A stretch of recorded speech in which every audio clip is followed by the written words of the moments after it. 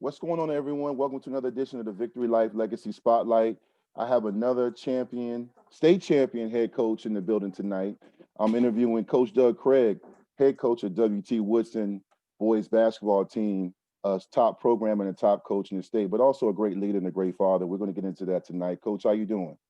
Hey, Coach Vic, how are you doing tonight? I'm socially distancing as always here in the Craig household. My wife works for the Fairfax County Health Department, so I have to socially distance on everything. I'm not anything. That's cool, man. So, Coach, man, I got to know you this summer in the coaches group, man. It's been an honor and a privilege to hear your insight on social injustice and just what's going on. You're a great follower on Twitter, and you also seem to be very passionate about teaching and mentoring young men and women. Let's talk about, though, before you became a great coach and, you create this legacy at Woodson and the talent and the players that you inspire. Let's talk about your journey. Where are you from? When did it all get started for you as far as getting into sports and who influenced you? Well, I'm originally from Bethlehem, Pennsylvania. If you're not familiar, it's about 50 miles north of Philadelphia in the Lehigh Valley, Allentown, Bethlehem, Easton. Bethlehem's a small city, about 75,000 people. I'm the son of a coach. My dad was a high school football coach, was a defensive coordinator for about 15 years, 16, 17 years. He coached at the college level at Lehigh University for 3 years, Okay. defensive backs and special teams. And then after he finished up coaching there, he became the athletic director at one of the two public high schools in town. So, my growing up, our whole life was around sports. Just I played football, basketball, and baseball growing up, and kind of grew up on the sidelines of a football game and going to high school basketball games on Tuesdays and Friday nights with my dad. And I just don't ever remember really a time when sports wasn't a big part of what we did as a family. I mean, my sister played sports. She played softball and basketball. And, Sundays we're watching Eagles around the TV in the living room with the whole family yelling at the TV as they were going through their millions of years of not winning a Super Bowl. And, occasionally when we were able to get down to Philadelphia to watch a pro game. So like sports was always like a big part of our life. My dad had a rule in the house. Once you reached a certain age, you either had to get a part-time job or you played sports. You didn't really have much of a choice to do anything else. Not that we didn't do other things. I mean, I played the piano growing up and stuff like that, but The a lot piano? around sports. Yeah, I played piano for about 4 or 5 years. Yeah. I don't Okay. remember anything, obviously. That was a long time ago. But yeah, my dad was always big on just being a part of the team and being active and playing sports. He always thought sports were great for building character. So I just don't ever remember sports not being a part of what we did as a family. No question. It sounds like your dad had a great impact on you. What is the life lesson you remember, something that you still use right now, not just in coaching, but every aspect? What is even if it's something crazy, what is something that Yeah. you when you're talking to your players and you're talking to your sons, what is something your dad that still resonate with you, some sayings or some stuff that he taught you? I think the biggest thing is, and my players hate it now because I hate like the trash talk and the look at me culture. I hate that Oh, stuff. yeah. And my dad growing up in Pennsylvania, Joe Paterno in Penn State football, no letters on the back of no names on the back of the jerseys, no, plain uniforms, never being, showing off or showing up your opponent. Like my dad hates that stuff. Even nowadays, we'll watch something and some guy will get a first down and he'll point or something in a football game. He'll be like, I can't stand when they do that. Like, so now today's like, I can't stand the trash talking and they want to come out for their pregame introductions, do a little dance. I hate all that stuff. It makes me a dinosaur. But to me, that just wasn't, that's how I grew up. That wasn't important. Like to my dad, it was about how you conducted yourself, how hard you played, how you conducted yourself before and after the games and during the games. It's okay to show emotion and be excited, but you wanted to do it within the framework of your team. So the look at me culture is definitely something that I have a hard time accepting. And my players will tell you, I hate that stuff. I mean, I don't tell them they can't do their little dance at the end of the pregame introduction and all that stuff, but I hate it. But they know I hate it. I tell them, Mm. but I also understand, cultures change and everybody's got their voice now and stuff like that. So it's a little different culture, but that's probably the thing that sticks with me the most. Even like we were watching a football game a couple weekends ago and he was just like, I can't stand all this stuff. I'm like, I know. But that's how the kids are, like it's become a very kind of look at me culture. Yeah, it is with social media Yeah, and mixtapes for yeah. everything, Oh and my gosh. Yeah. I No. wouldn't thank so and so for my college offer, and I'm going to cut my list down to 25 schools, and here's a cool graphic with all the school. Like, Oh. I don't think any of that's important. Like when a college coach will come to our gym and recruit one of our players, I'm not going to social media and then posting, "Oh, I want to thank so and so for coming through." Like I just don't. That's to me, that's not important. To me, that's something between the kid and the coach, and shouldn't be my point to market that. Which Yeah, no question. I agree, and it's refreshing. I mean, I don't. It doesn't mean if you didn't agree with me, but just hearing you say that because I respect the fact that you have the outlet of social media, but I do think you joked and mocked the kids, but I do see it like I'm blessed to receive an offer, and I'm gonna narrow down my list to 17 schools. yeah, Like, wow, that's crazy. You I mentioned just you mentioned Pennsylvania. You know, I was a All-American football player at one time, and I love basketball. People don't realize basketball is my favorite sport, but I remember growing up in the Tidewater part of Virginia. We didn't have social media, but once I got to college, or when I got to high school, excuse me, I started getting recruited, and you start to recognize that there's certain states known for toughness and athletes, and you have Florida, California, Texas, and Georgia. They're known for football and great athletes in general. And then you also have Pennsylvania and even New Jersey. Um, I do have to ask, you mentioned the Eagles and Penn State. And again, I'm not talking trash because my Hokies are terrible right now. so is Penn State. So I take it you're a Penn State and an Eagles fan? Well, yeah, I mean, I'm an Eagles fan. I like Penn State. I like I said, I grew up, and I know all this stuff with what happened afterwards. But I mean, growing up, Paterno, I mean, you Yeah, kind of respect what he did. I mean, the way he did it, the way his teams were played. So yeah, I mean, I definitely grew up like that. I didn't go to Penn State. I don't have a tie like that. I went to Lehigh University, so I'm a big Mountain Hawk fan now. But I still want to see Penn State. I think most people in Pennsylvania, you kind of it's the state school in that state. So it's certainly something a lot of Pennsylvanians will rally around. But yeah, I definitely think there's some allegiance there. no love for the Steelers. Is it? Oh no, no, no, no, no. So it depends. Like anything west of State College is Ohio to us on the eastern half of the state. That's just the way it roll. Like they might as well be the Midwest. The eastern half of Pennsylvania, the western half are very different socially and the types of people that live there. I definitely think like the Pittsburghers, they're more like Midwesterners. The eastern half of the state is much more like New York, New Jersey, more northeastern. It's definitely a distinct difference. No, there's no love for the Steelers in No this. doubt, no doubt, no doubt. So you mentioned Lehigh, man. Did you play sports there? How was your college experience? Because you mentioned today's generation, not just athletes. Sometimes that I work with so many young people, not just athletes, but young people in general. They struggle to find their niche because they think they're supposed to go to a certain school because of the uniforms, the colors, or the amount of kids that go there, or where it's located. If it's in the city, you chose Lehigh. For you, did you play sports there? How was the culture there? How was your experience? Yeah, Lehigh is it's a smaller Division I school. It's in the Patriot League. Very high academics. I wish I could have played sports in college. I just wasn't good enough. I made my high school team. I wasn't a great player in high school. I always loved the game, and I always felt like I had an aptitude for it. I certainly understood the game. I felt like um, I had a couple of very, very small, like Midwestern Division III schools that I probably could have went and played at. My mother worked for Lehigh University. She was a secretary, Hmm. administrative assistant, I guess they call it now, in, Yeah, in yeah. the academic departments. And so when I got in there, it was certainly the best academic school I could get into, a very high academic school, private school, very expensive. My family couldn't have afforded to send me, but because my mom worked for the university, I got free tuition. So I was able to go there for just room and board. I mean, and meals, and that's what my parents paid for. So I could afford to go to a school that, I think now that school is like $60,000 a Yeah, year. it's very expensive. Very expensive.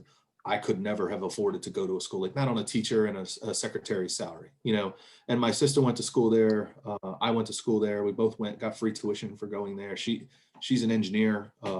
I got into the science side of things, and so the reason I ended up going there was, it was made sense financially. Otherwise, I probably would have been at a state school like Penn State or one of the PSAC schools up there. But when I got in there, it was certainly the best academic school I get into. Academics were always really important. My father was the first member of his immediate family to go to college. His parents didn't go to college. Nobody in my mother's family went to college. through that generation. So, that was always expectation in our house was what you were going to do well in school and go to a good school. And when I got in there, it was kind of a no-brainer for me. So, Coach, before we talk about your coaching career and how you got into coaching, I do want to ask you because you mentioned the game and you fell in love with the game and you were a student of the game. And I love doing these interviews, and I just love talking to guys like yourself who know how to win, but also understand the importance of evolving as coaches and relating to your players, but also challenging them. And I'm gonna share that story about when I sat behind your bench a little later. But all jokes aside, were there players during your time growing up and even now or any time you can pick them that when you coach you can reflect on their game or you were a fan of because they did something different? I'm just always interested to see who coaches like watching play you know Um, yeah, for me, I always gravitate towards guys that I always like guys that I always definitely like guys that are more distributors than scorers. I just kind of like that style of play. I always um, really find myself gravitating and trusting guys that are very, very competitive kids. Um, and the longer and longer I do it, when I first started coaching, when I was a younger assistant, I used to get amazed by guys that can, athletically could do certain things, get up and dunk a ball, and, run really fast and, do things in the air. And now the more I coach, the more I really watch it. And we've had some success at Woodson. The more I gravitate towards the guys that like are very, very smart and very competitive, because I think those are the guys that win. They find a way to win.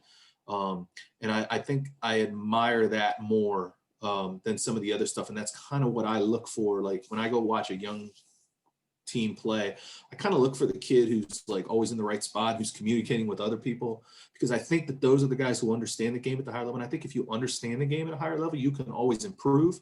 There's certain things athletically you're never going to be able to do unless you're blessed with certain athletic gifts. So you have to find a way to overcome that. And a lot of the ways to do that is with your mind and being a step ahead of the other kids. I think one of the guys in our program that I really enjoyed watching play over the years was Jason Agner, who he was your leading scorer when you won a state title. Yeah, he was, but he was also probably one of the most competitive, tough, hard-nosed, smart kids that I've ever coached. wow. His mom was an ex-college coach, was the head coach at George Mason for the women for a few years, and I think Jason was just kind of a gym rat that understood the game. So I think I always enjoyed watching that about him. And he was so easy to coach because I would just insult him one time and it was good for 20 minutes of really, really competitiveness. He was just that kind of kid. Like you just had to slight him a little bit and his ultra competitiveness would just kick in. Those are the kind of kids that I just kind of naturally gravitate towards. I mean, it's nice to have the athletes and that stuff too. And I appreciate getting those kind of guys. We don't get a ton of those kind of guys at Woodson, but I do like getting them. But if you have those smart, really competitive kids, they can kind of lift up everybody around them. Everybody gets a little tougher and more competitive when you have one of those kids with your team. So I've always enjoyed watching those guys. Even when I watch pro games, I kind of always gravitate towards those kind of glue guys that people call them, that kind of mix. I mean, I love talent. I mean, everybody likes watching LeBron play, right? But there's also the guys who kind of stick those teams together and do the kind of little dirty work things that need to be done. That I enjoy watching play almost just as much as the super talented guys. No question. And I like glue guys as well. I think the NBA and college basketball, more so the NBA, has evolved into, with the highlights and social media and followers. It's entertaining, but sometimes those glue guys get lost in the shuffle because it's almost like we don't appreciate them until they go to a different team. You see how much the team he was on, they missed them. But speaking of coaching, let's talk about, you went to Lehigh and, I've seen you coach. When I premiered this interview, people just jumped on my post. Hey, great coach, state champ. I mean, the compliments were just flowing in, which is remarkable. So that means X in the that mail. So, but how did you get into coaching? Because before you answer that question, I coach not on your level, but I do coach. I've coached at the collegiate level football. I coached high school at one time, and now I coach AAU teams. And years ago, when I first got into it, I just realized how much I respected the guys I played for, because the work that goes in, if you want to have a program, it's nonstop. It's a dedication and commitment. But you guys at sometimes are teachers, mentors, disciplinarians, father figures, and I just want to know, what made you take this on? Because some guys can coach, but they're afraid of the accountability and the scrutiny you get as a coach. what drew you to coach? I know your dad was a big influence on you, but how'd you get to where you are now? Yeah, I think, when you kind of grow up in a coach's household, like all my dad's friends were coaches, it's just kind of, I wanted to play in the NBA, but obviously I wasn't good enough. I wasn't point guards when I was growing up. Um, but I think I always had it in my mind, I was going to go into teaching so I could coach. I had some other opportunities when I graduated college to take a job that wasn't in the teaching coaching, but I just love being a part of the game. I like being part of a team. I like the part of constructing, taking a group of individuals and kind of putting them together as a cohesive unit. That part really appeals to me. Some coaches really like the X's and O's and that kind of stuff, and they focus on wins and losses, and they really like running plays. I don't. That part of it doesn't appeal to me as much as it's like finding the bits and pieces from each little guy to kind of get them to buy in. That's the construction part. When I came to Woodson as a teacher, I'd always had intended to, and I got hired as a teacher first. I actually got hired in the middle of a school year, so I didn't coach first year teaching. I had always wanted to coach, and the guy who was the head coach at Woodson, a guy by the name of Mike Flugrath, who's now the principal at Osborne High High School. school. My guy Mike, that's my guy. Yeah. Mike was the head coach at Woodson. It was his first year when I came on the staff, and I just went to a bunch of games to watch because I always like watching basketball. And then the spring. I approached him about helping out on staff the next year, wherever he could use me. I was willing to, pay my dues and start wherever. And I actually started as a volunteer JV assistant. I got paid no money. Wow. I literally got no money for the year. Mike still owes me money for that year. I'm gonna see him. I'm gonna tell him. I'm gonna. Don't worry, he's been told. But yeah, I just wanted to be a part of it, and he allowed me to do that. And I kept the scorebook for the varsity games, and I did that for a couple of years. I think the second year I got paid like $100 or whatever, and then the third year he asked me to come up and be a varsity assistant. I was there for 3 years with him. I learned so much. Mike was really, really good coach, well organized. It does not shock me at all. He became an administrator at all. Very well organized. I thought his greatest strength, and he was good with the X's and O's and all stuff, but like he could get kids to like run through a wall for him. He was he was ex-military. He was in the military, was in the Army for a few years. And that definitely, he just knew how to kind of get that buy-in from kids, and learn so much about organization and practice planning and all that kind of administrative things. And he let me run the weight room in the off season and help with conditioning and learn a lot. So I owe so much to him. It was totally by luck. I just landed in a good spot with a really good coach that happened to be the head coach of the school, because I was always going to coach where I taught, because I just feel like you should, if you're in the school, you might as well coach there if you're going to coach. I was on Mike's staff for 5 years, and then he left to go take the head job and the assistant AD job at South County, and I was able to get the Woodson job. And I think it says a lot about Mike. I've said this before, but like Mike on his coaching staffs over the years, he's got like 8 guys that became head coaches later. Like, I think that's Really? he's got a lot of guys that became head coaches. Mike Barbie over at Fairfax, a guy by the name of Wendell Johnson, who was the head coach at South County, Kurt Sporkman, who was the head girls coach at Chantilly. He's got like Justin Powers out of Freedom South Riding as an ex-Mike guy, was on Mike's staff for a couple of years at South County. He's got a lot of guys that became head coaches, and I think that says a lot about him and how he's able to kind of teach guys and develop young coaches into being head coaches. And very fortunate I landed in a spot like that, and not only learned from Mike, but I also learned from all the other guys on staff that I thought were really good coaches. And it doesn't surprise me that so many of them have gone on to having good coaching careers. I didn't even put 2 and 2 together. The more you were talking, I remember when I met Mike a few years ago, because I do work with Osborne, that he had a basketball background, and I coached against his son. His son played for South County travel team in the SCYBL league. So he is a great guy and a great leader. So much of life is just kind of landing in the right spot at the right time. It's totally luck and totally timing. But I certainly benefited greatly from kind of landing at Woodson right at the time when Mike at the time was a young head coach, and he was in his young 30s. It's only his second year as a head coach. So, to land with a guy that was willing to take a chance on you and put you on staff and allow you to be a part of it, certainly I owe a lot to him. So when you became the head coach after replacing a really great coach in Mike, what was it like? Was it surreal? Were you like, oh, this is, because some guys are like, oh my God, I can't wait. And they realize, whoa, I didn't realize being a head man had this much pressure. Or was it like, you know what? I've been working, I've been preparing, I paid my dues. Let's get it. Like, what was it for you, Coach? Like, how was it? I mean, Very exciting. I mean, obviously, I've been a part of the program for 5 years, so I felt like I had put some of the sweat equity in things. I had put time into it, but at the same time, it was pressure. I mean, Mike had just finished a year 27-1. We won our first 27 games his last year at Woodson. We got all the way to the regional semifinals before we lost our only game of the season, finished 27-1. So it's still the most wins in school history. Yes, 27 wins. So, it was kind of like, it was pressure, but it was excitement. I was young. I was 29 years old. I said and did a lot of stupid stuff that I wouldn't do now. But, I think there's people are shocked. Like, everybody thinks they have all the answers when they sit in that assistant chair, right? And you move over one chair on the bench and the view becomes totally different. It's a totally different world. The things you're I mean, at Fairfax County, you got to fill out like 27 pieces of paper before you even touch a basketball. Like, there's just this whole other side of stuff that you don't really appreciate until you become a head coach. So it was a mixture of like really excited, feeling pressure, and then at the same time too feeling a little bit overwhelmed. Luckily, the administration was very patient with me the first couple of years of Woodson. There were a lot of mistakes made, but yeah, it was. I mean, to get the job at a place you had spent 5 years and really invested a lot in, and the school you teach at, I think that's the Pennsylvanian in me. We're kind of provincial people by nature. Most people don't leave. They grow up, they die in the same areas that they live their whole life, generations. It's a little different here in Northern Virginia. So for me to get kind of being fortunate enough to get the job at the school I was already at and not have to move was really, I was very excited about that.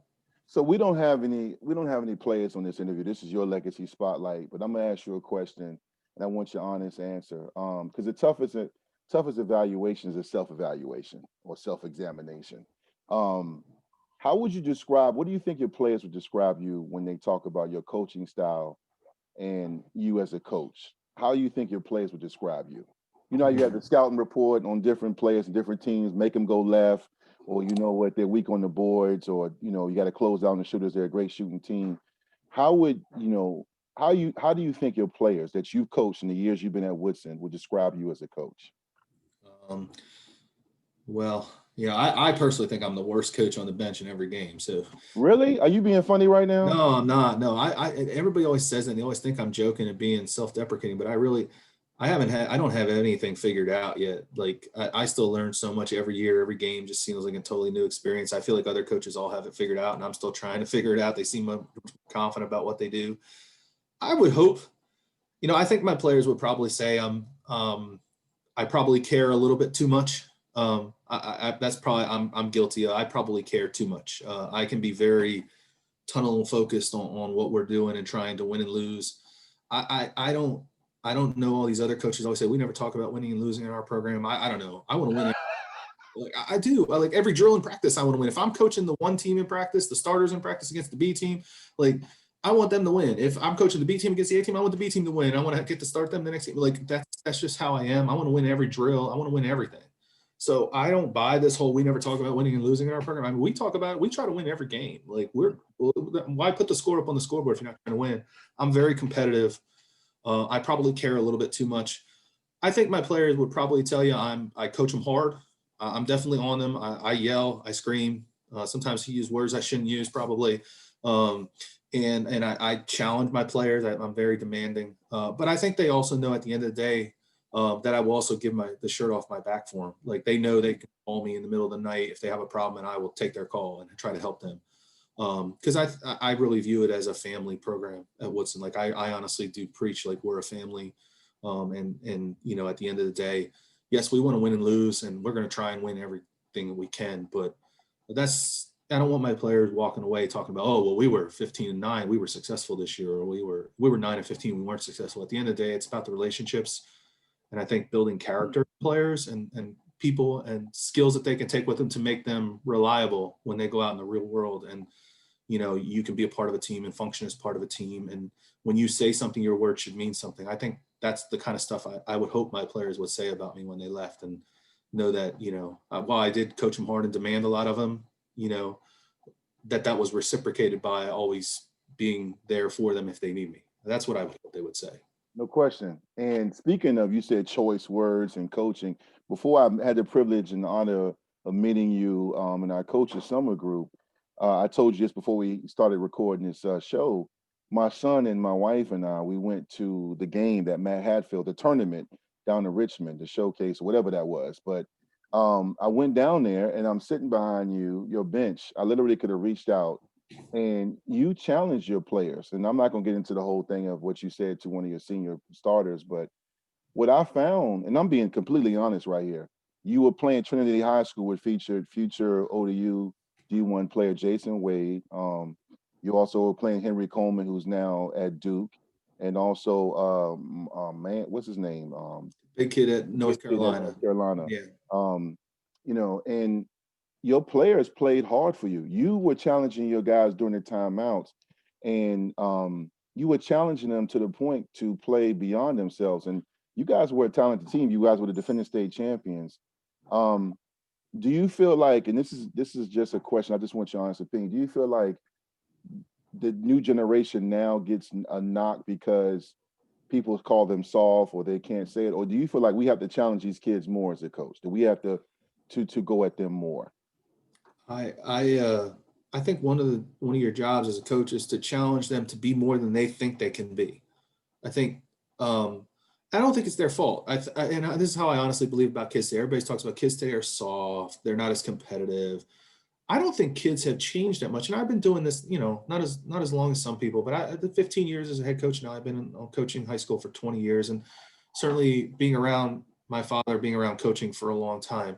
I don't think kids have changed that much. I think the way they've been raised has been changed, and not because parents are bad or they have bad intentions or they're trying to hurt their kids or anything. I don't think it's like that. But the kids nowadays, and we joke about the look at me culture, right? Like the kids are the center of everything now. It's all about them. Everything is focused on them, their choices. They get to choose their academic program. They get to choose this thing. Are the star in their own universe now. And I think what when I was raised, I was not the star of anything. Like I was expected to blend in. And I think now it's kind of taught of kids to stand out, and they feel like they're special. But at the same time, you can be as special as you want. If you can't function as part of a group, it doesn't matter. So I like to think that I challenge them because I want them to feel that they can be more than they think they can be. They already think they're a star, but I think they can be better than that. And I think that's our job as coaches, is to try and push them and get them to understand that, yeah, I may score 20 points a game, but I need you to take that charge when the game's on the line. Not necessarily, that's great that you score 20, but you can also take that charge. Mm-hmm. And sometimes certain kids don't want to do that. And it's not because they're soft. I think kids today are pretty tough. I think if you demand it of them, they'll do it. And I think that's one thing people have always told me about the kids in our program, is that they play really hard. Your kids really battle. They Like do. sometimes you have talent, but your kids get after it. And I think that's because we do coach them hard and we demand that of them. And if they're not willing to do it, then they're not going to play. And if you're not willing to step in there and with the game on the line and take the charge, I'll dive on the floor for the loose ball. Like, it doesn't matter if you score 25. When the game's on the line, you got to be able to do all that other stuff. And that other stuff is the stuff that doesn't get in the box score and you don't get to pop your jersey for and get the mixtape for, but that's the stuff that wins. No doubt, it does.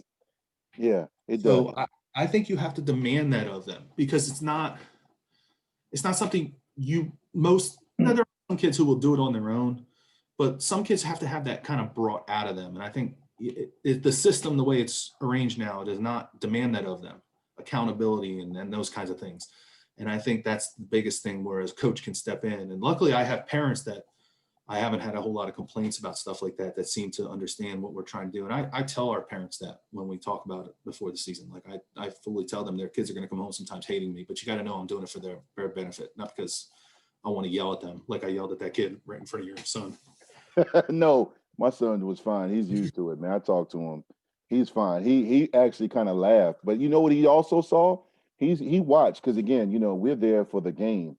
He watched how your players went out there after that timeout. And for me, I leaned over and said to my son Isaiah, I said, man, I wish I'd have brought our whole team here, because they need to see this is how you have to be coached and you respond. Because what you guys did after that timeout, y'all went on the run and y'all forced Trinity to call a timeout.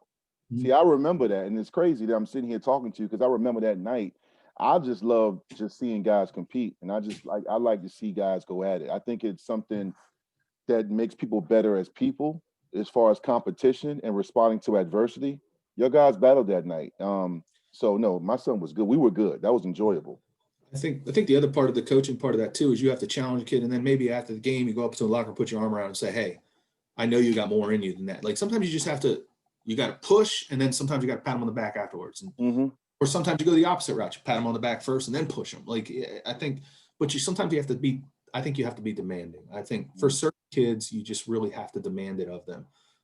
And I think a lot of coaches are afraid to do that now in the culture we kind of work in. People are afraid to demand. Yeah. And I've had people tell me we never want to make a kid uncomfortable, but if you're never uncomfortable, how are you going to grow? I mean, Mm-hmm. I don't know how you do it. I don't think anyone that's ever comfortable in everything they ever do grows and gets beyond what they already are. I think that's what my coaches, I hope, were trying to do for me when they were screaming at me when I was a kid. I never took it as my coach hates me. I took it No. as my knows I can do more. I can be Yep. better. Yeah. I want to ask you one more question about your coaching career when it comes to Woodson. You're a state championship coach, and it's amazing to me because now that I'm much older, I look back on my high school life and my collegiate life and my brief, pro career. Um, I start to realize, and I talk to coaches like yourself and former players and guys in Virginia and even other parts of the DMV and other places, how very few people ever get a chance to hold up a state championship trophy, or how some coaches continue to get to the regionals and regionals and regionals. You won a state championship. Um, Talk about that season, and was that your best team? Sometimes when I interview coaches on this show, they say, you know what, Vic, that wasn't even my best team, but they just played so hard and the ball bounced their way. But for you, talk about that season and what it was like, man. And congratulations again, because again, I stress that there are so many guys who I know can coach their tail off and they can't get over the hump sometimes because an injury or a foul shot or of course officiating. Talk about that season and what it was like, man.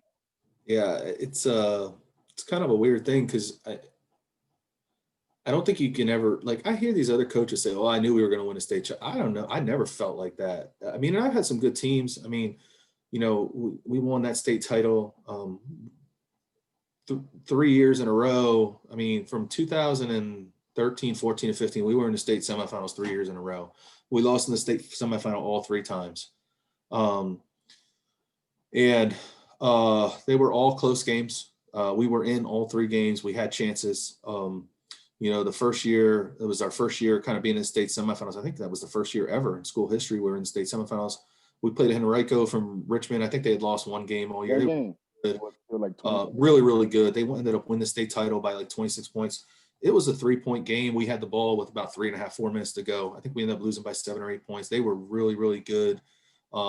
They in the first half shot 8 for 11 from three. I think on the whole year, they were shot 29% from three as a team.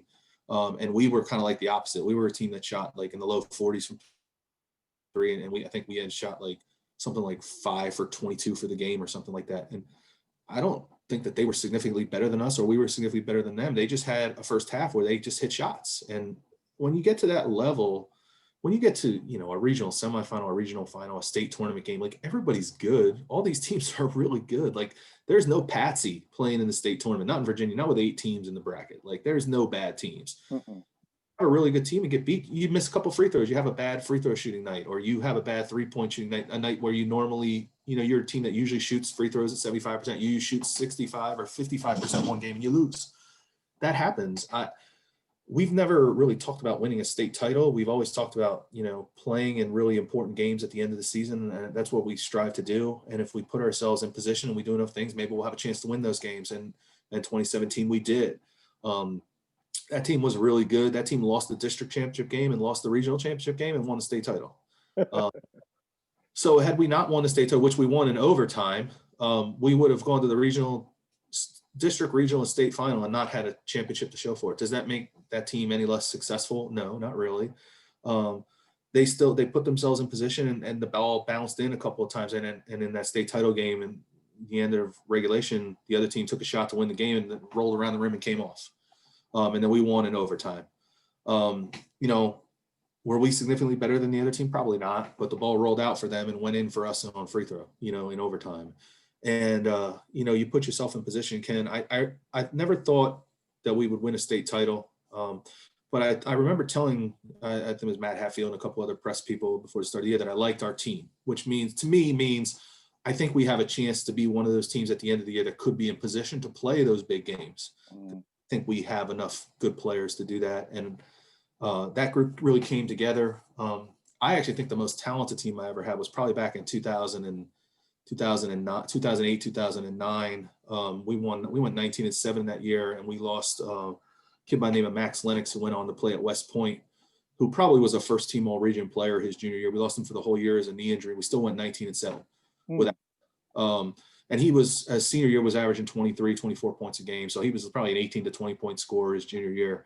And we didn't have him all year. I had a kid that walked on at Georgetown off that team. I had another kid that played 4 years at Salisbury. I had Max on that team.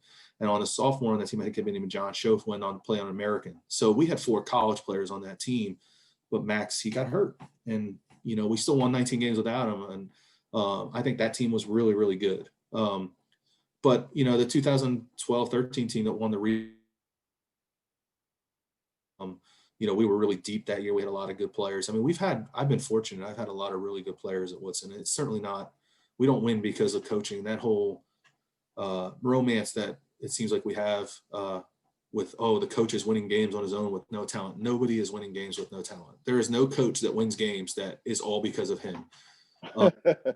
Coaches do not win games. Coaches put their kids in position, hopefully, to put them in a good spot. But kids win games, and we've had a lot of good players. We had a lot of really good players in 2017. That team was really fun. The best thing about that team was we played, I think, in 6 overtime games that year and won all of them. Wow, 6? Yeah, the team. Yeah, I think we played 6 overtime games. We were 6-0 in overtime games, including the state championship game. That team just seemed to have the ability, when it got to overtime, that in crunch time they could just find a way to win a game. We won a triple overtime game in the regional quarterfinals against Patriot. That seemed to go on for hours and hours and hours. And we found a way to win that. That team just had the uncanny ability when the stress was the highest to just kind of find a way. And they were all like different kind of overtime wins too. So I thought that was the most interesting thing about that team was I've never had a team that played multiple overtime games during the year and won all of them. But yeah, some years it goes like that. Yeah, 6 overtimes. Yeah, Damn. 6 games that went overtime. We won all 6 of them. And Patriot, that's versus you versus Sherm. Coach. Yeah, Sherman. that would think it was Sherman's first year at Patriot. Yeah, I told him after the game we weren't playing him again for about 5 years. Well, I'm glad I get a laugh out of that because when I posted the preview of your interview, one of the first people to respond was our guy Matt Hatfield, and you know he does a lot of great work in the media and he covers all these guys like yourself, coaching and the players. I really enjoy his work, and he posted. I'd make sure, Vic, you asked Coach Doug Craig about this Kobe Bryant story. So I didn't even want to text you about it. I didn't even respond. I said, I want to hear it fresh because I was like, Kobe Bryant, one of the GOATs, one of the best to ever do it. Tell me what is he referring to? Let us all know. Well, I didn't play against him in high school. If that's what the media thought everybody goes to. That's not what it was. Matt does a great job actually covering the state. I want to make sure I put that out there. He does one of the few guys who covers the entire state, I feel like, and has a finger on the pulse of what's going on. Great point. He does. He covers the entire state, which I love as well. This was I can't remember if Kobe graduated in 95 or 96, but it was his senior year of high school. I was already out. I graduated high school in 1994. By that time, my father was the athletic director at Liberty High School in Bethlehem, Pennsylvania. And the way that Pennsylvania does their state tournaments is they have teams from different geographic areas play each other, and they play halfway in between the two teams. So like if it's a team from Philadelphia playing a team from up like near Scranton is up in the northeast corner of the state, they will play in the Lehigh Valley usually as kind of a neutral site in between the two schools. And that's what happened. Kobe's team was Lower Merion, which is a suburb right outside of Philadelphia. They were playing Scranton High School from way up in the northeast corner of the state, almost on the New York border, Scranton, Pennsylvania, big town up there. And they scheduled the game to play at Liberty High School, where my father was the AD for the state tournament. I think it was a second round game. Up there, they do like 32 teams in the state tournament. So this was like maybe a Sweet 16 game. And my dad called me earlier in the day. I was at college. Lehigh's in town, so it was right across town. And he called me and said, "Hey, Doug, one of my security guys got sick, and I need somebody to work security for the game tonight. Do you want to come and work inside the gym and just be security by the locker rooms. He said, we got a state tournament game at Liberty tonight. I was like, I don't know, Dad. I don't know everyone's. He's like, no, you should really come. He's like, we got this team, Lower Merion from down near Philly. They have the #1 player in the country, Kobe Bryant, on their team. And I was like, all right, I'll come over. I'll come over. It's the #1 player in the country, right? I was like, are you serious? He's like, no, they're saying you might go right to the NBA. I'm like, all right, I'll come over.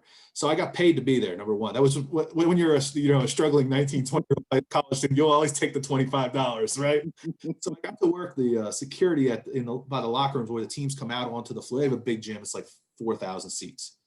So I got to work the security doors right where the teams came out. So I'm sitting there. There was a couple of games. There was 2 state tournament games. There was like a smaller school girls game before, and then you had the big 4A boys game with Kobe's team, Lower Merion. And they come out, they play the game. Lower Merion like 76-43, just blew them out. Kobe had like 28, 10, 5. He had a dunk where he like took off from about a step inside the foul, and it looked like he like just kept going up over top of this kid and just dunked the ball. It almost blew the roof off the gym. Everybody was crazy, right? So they finished winning the game by like 35 points, right? So it's a state tournament game, right? So this is like packed house, 4,000 people, right? Scranton's has a great season. They're like 28, 24-2, 25-2, 28-2. I don't know, whatever their record was. It was really good, right? So their kids end the game. So I'm security by the locker room. So I have to wait until the teams leave. That's my job, right? So I'm sitting there by the locker room. The gym kind of clears out. There's probably about 30 or 40 fans, right, that line up by the locker room entrance to the gym. Scranton comes out first. They kind of sit down on the bench. Their coaches are kind of milling about doing interviews for the newspapers and stuff. They're getting all their stuff together, getting the water bottles together and stuff. And here comes Lower Merion out of the locker room. And Kobe Bryant, of course, is the last one coming out. He's got the shades up on top of his head. It's February, March in Pennsylvania, so there was no need for shades, but he was up on top of his head. He goes through, he's signing autographs, right, for all the people who like hung around, adults, kids, signing autographs, like he's Michael Jackson or something, right? Like he's autographs. So then like all these people start leaving after they get their autograph signed. There's only a couple people left. And then all of a sudden I see the Scranton players, the team that just got eliminated, ended their season, like mostly seniors, line up and get his autograph too. And I'm sitting there going, I have never seen this before, but here's a guy who just eliminated the other team signing autographs after a high school game when he's 17 years old, getting ready to leave the gym with his high school team. I've never seen it since then. Now, we played in DC area. We've seen some pretty good players. I've seen some NBA players. We've played against, coached against them. I've never seen that before in my life. But I guess I should have known right from there that he was going to be a star, right? Like, because he had the star persona. He's signing autographs for the team he just eliminated. And I'm thinking to myself, damn, if I was on that Scranton team, I wouldn't have signed his autograph. I probably wouldn't go punch him in the nose because I was pissed that I lost. But here are these kids, and he's signing autographs. And now I think about it 25 years later, they were probably smart to get his autograph. Probably be worth something now. No, absolutely. Yeah. Kobe Bryant story. Yeah. I've never seen that before. A high school kid signing autographs for kids he eliminated in the state tournament. 17 years old. Never seen it before. At least you got a chance to see him play. Like that. It was surreal. It was like really weird to watch. And of course, at the time, you don't know he's going to become what he becomes, right? Arguably one of the top 10 players in NBA history. You have no idea, but like you're just sitting there watching this. Like, wait a second, didn't he just dunk on you? And you're going up and sign his autograph? Like, I don't think I could have done that, but I mean, I'm with you. I don't think I could have. I'm a fan. I've played against guys who I was like, man, I love playing against him. He's great, but I'm like you. I'm competitive. I don't think I could have ran up. I played against Allen Iverson in football and basketball. I would have never went up to him and been like, hey, man, take a picture. But again, different time, different era. Yeah, he definitely. He had he had an aura about him even back then. Like you could just the way he conducted himself. He carried himself like a pro. Like even, like he's the last guy out of the locker room. He's got the shades on. Like he just. I remember he had the shades on his head too. You could just tell, right? Yeah, you could just tell. Like you could. Yeah. There's just something different about the way they carry themselves. It's probably why they are who they become, right? But yeah, it was very strange, very surreal experience to watch it. Next time you talk to Michael, you got to ask him if any of his opponents ever asked him for his autograph after the game. Who, Mike? My folks, Mike Vick? Yeah. Oh, actually, they have. They have. Really? On the pro level, yeah. Well, when he came back, when he was with Philly, because at that time he was an OG, the redemption story. Yeah. It was just pretty amazing to see him come back and really just become such a great person, a great player. I remember watching him after he torched the Redskins, and there were people after the game from the Redskins, taking pictures and exchanging jerseys, and that's when I was like, wow, that's I had the same thought you did. I was like, Yeah, man, I think that's a whole pro thing, the relationships, the whole brotherhood. Um, you don't expect to see it with 17-year-old kids though. Like you just don't, you know what I no, mean? Like it's yeah, very strange. no. But speaking of kids, coach, you're a father. I asked you before I hit recording on this and we started recording your show. Um, just a few more questions, but I do want to touch on the base that you're a father, man, and you had a great father. You have a great father, excuse me.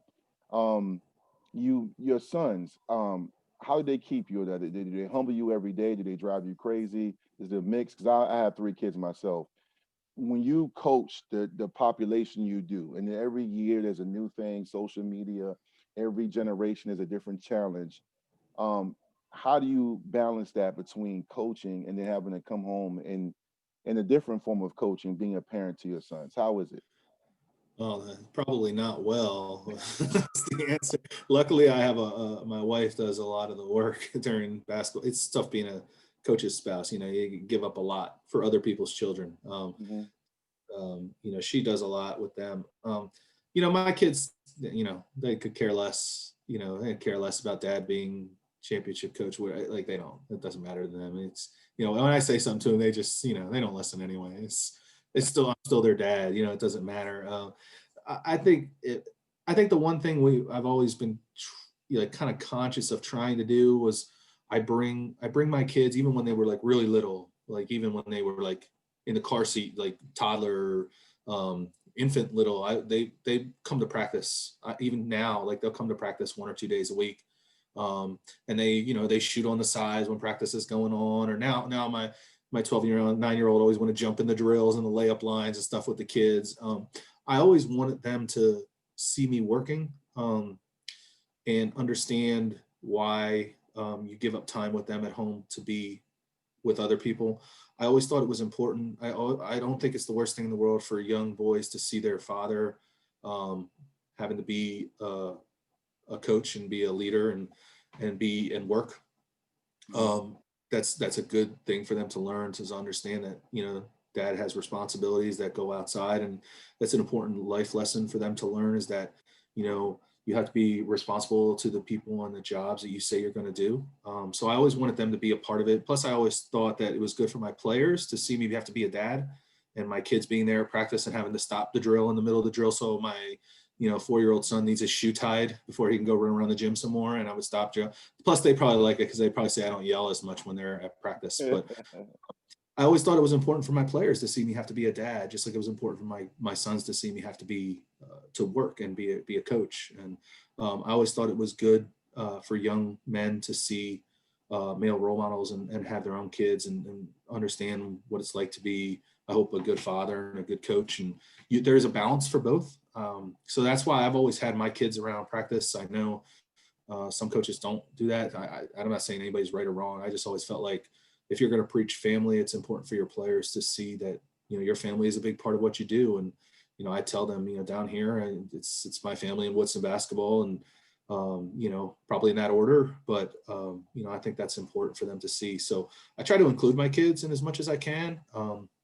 They're getting older now. My 12-year-old sometimes doesn't want to go because I get it. He's getting close to being a teenager, has his own friends, has his own life.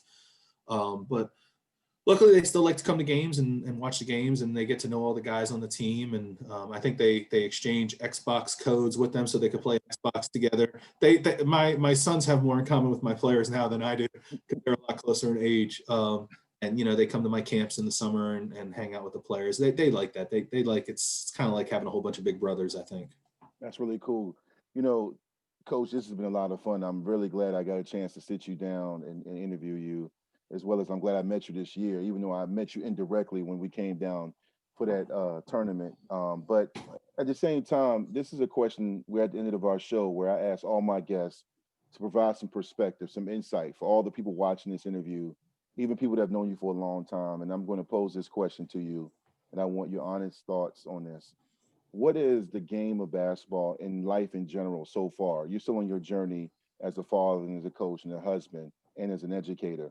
But what is everything you've experienced? This is a broad generalization question, but what is everything as far as the game of basketball, coaching, parenthood has taught you? And then what would you tell another Doug Craig coming up? The advice would you tell him, not yourself, but someone that aspires to be the next Woodson coach or the next coach in Northern Virginia? What advice would you give him? You know, it's not so much what regrets and mistakes you've made, but your perspective. How would you frame that? What would you tell them? Well, I don't know. I'm not a, I don't think I think about all these things all that often, but I think the most important thing to me is I think you have to realize when you become a coach, it's not, again, I think everything in society tells us the opposite because we glorify the coach, right? I mean, Coach K is the greatest of all time, and they write books about him and all that stuff, and they name awards after him. It's not I think when you're a coach, when you're really about doing it for the right reasons, it's not about you. It's about the kids on your team and trying to be a good role model and be a good leader for them to teach them right from wrong, what's important, your discipline, your hard work, and your character. And when you say something, to mean it. I think that's what matters. I think a lot of coaches say a lot of the right things. I've never tried to really be at one that's like real preachy about that kind of stuff. It's not something like I talk about, well, this is with my players, like, this is how you have to do it the right way. I try to more model it. I know one of the things, we've talked about before is the social justice things that are going on in this country. And, as a white guy who doesn't understand what it's like to be followed in a convenience store to make sure, you're not stealing something or whatever that people of color go through. I've never been one to really go out and, say, we need to do this, we need to do this. I try to more model the right behavior. I think I want to treat people the right way. Hmm. And I don't know if that's the right thing to do. That's just how I've always handled it. I don't think it's about what you say. It's about how you conduct yourself. And I think that's important. And I think when you become a coach, that's what, they're going to look and see how you handle things and how you do things. And I think more than what you say, it's how you conduct yourself and what you do. It's why, I don't like the trash talk, and I don't participate. There are other coaches who will get into that kind of gamesmanship stuff. I don't do that. It's just not something that's important to me, because I think that you need the kids to see you, model that behavior. So I think the biggest thing I think it's, it's not about you anymore. It's about them, and it's about what behavior you want to model and what you want them to see. And if you do things the right way and you conduct yourselves the right way, it's not about what you say, but how you show it and with your actions. And that's how I've always tried to conduct my business. And, I would hope, our players felt like, that's what they learned in our program is, how to be responsible and disciplined and those kind of things. And not necessarily by what we say and talking about it all the time, by actually going out and doing it. And I think that's the thing, the perspective I've learned the most. You get into it because you love the competition, you love winning and losing, you love the sport. And then you realize the kind of impact that you have Hmm. on people after you're done. And I take that, I mean, as a coach, but also as a teacher, in the classroom. I think the way you conduct yourselves and the way you treat people, and, even though you may be sarcastic and have those comments, but I think the kids know the ones that are real about it and the ones that aren't. And I think that's how I've always tried to do.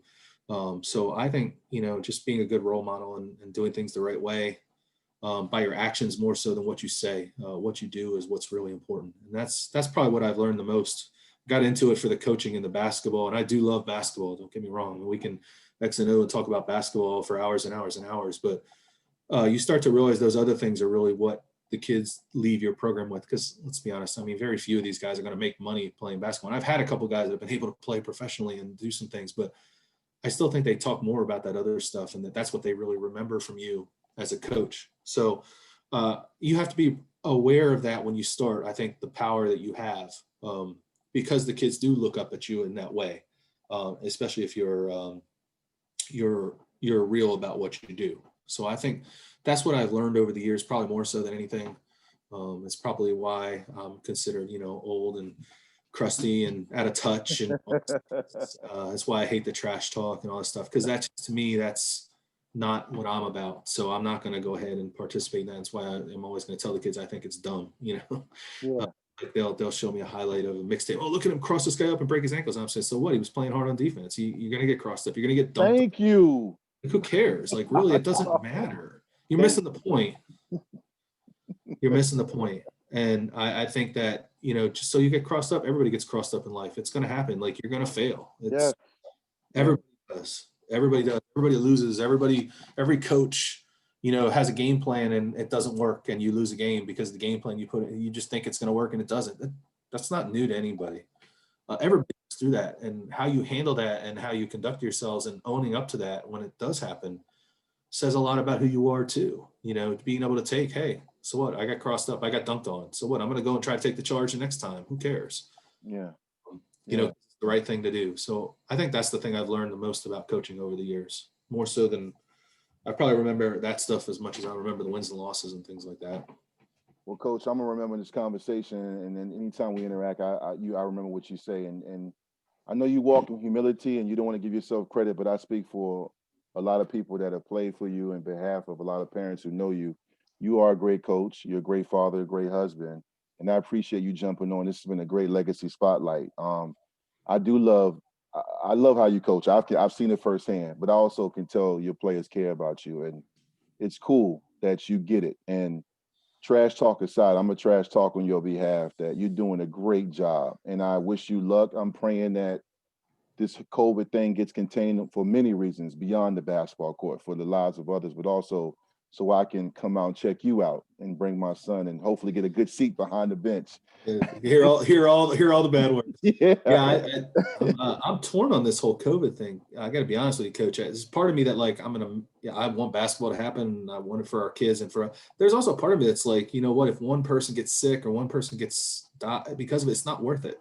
I'm like split down the middle on it. Like there's part of me that really wants to do it, and there's part of me it's like, is this really, what are we doing here? Like, yeah, I concur. At the end of the day, I waver back and forth too, because I know for the upperclassmen, it's important, and not just with basketball, but all the student athlete sports. And then at the same time, my wife lost a cousin to COVID. I lost a coach. My arena football coach died of it, got pneumonia, and passed away very quickly.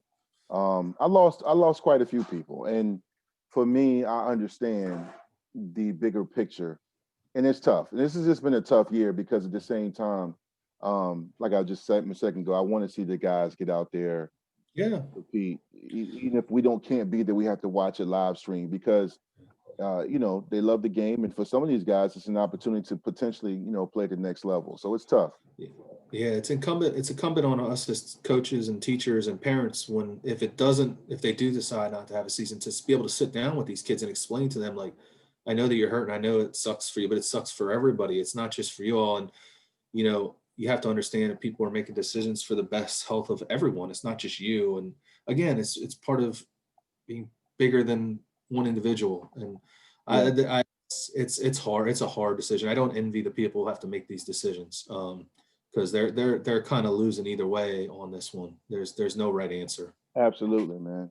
Well, you gave some great answers tonight, and I thank you for jumping on. And once again, man, for the fans and players, on behalf of Vicktory Life, we thank you for this interview, Coach. And this has been a great time. Thank you for repping the Vicktory Life. I'll pop my jersey for that. Yes, thank you. You got me to pop the jersey. All my kids are going to point at that, like, what are you doing?